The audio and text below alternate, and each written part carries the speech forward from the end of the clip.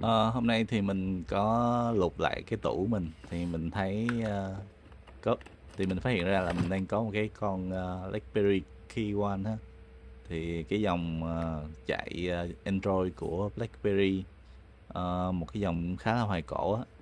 Thì bây giờ thì mình sẽ kiểm tra sơ xem nó có thể mở được, nó vẫn còn hoạt động hay không.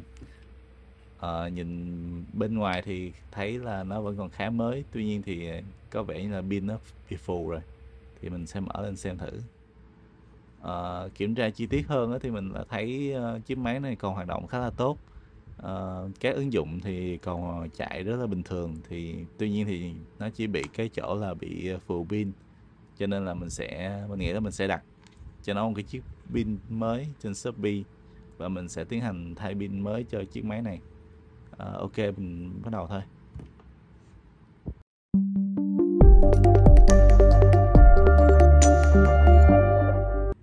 Loay hoay mãi thì mình cũng đã tìm được cái viên pin cho chiếc máy của mình. Tuy nhiên thì kiếp nạn đầu tiên của mình cũng đã đến.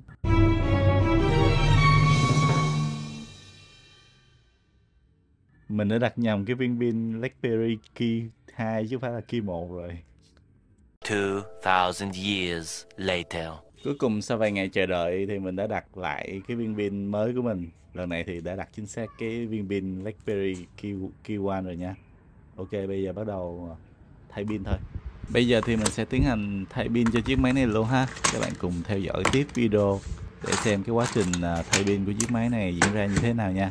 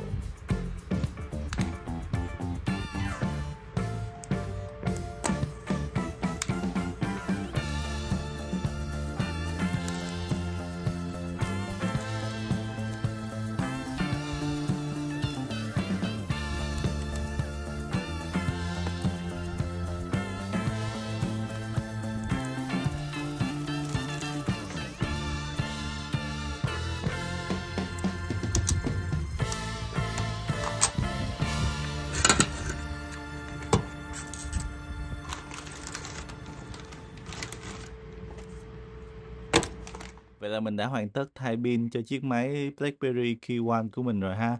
Thì trải nghiệm sơ qua chiếc máy này ở năm 2024 thì mình cảm thấy máy cũng còn đáp ứng tốt những cái tác vụ thông thường của mình hàng ngày như là chat chít hay là xem YouTube.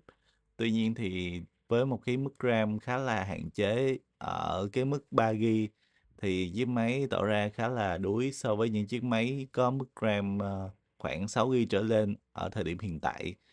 Hiện tại thì các ứng dụng nó đang yêu cầu một cái tài nguyên khá là lớn để nó load. Thì đối với những chiếc máy có mức RAM 3 GB như thế này thì việc load những cái ứng dụng hàng ngày thì nó trở nên khá là nặng nề. Các bạn nghĩ sao về chiếc Blackberry Keyone này? Các bạn có những cái kỷ niệm nào với nó thì các bạn hãy cho mình biết bằng cách comment bên dưới video ha. Ngoài ra thì các bạn có muốn mình trải nghiệm thêm về chiếc máy này ở năm 2024 này không? Hãy cho mình biết bằng cách comment bên dưới video nha. Và video thay pin chiếc máy Blackberry Keyone của mình đến đây là hết. Hẹn gặp lại các bạn ở những video lần sau. Xin chào và hẹn gặp lại.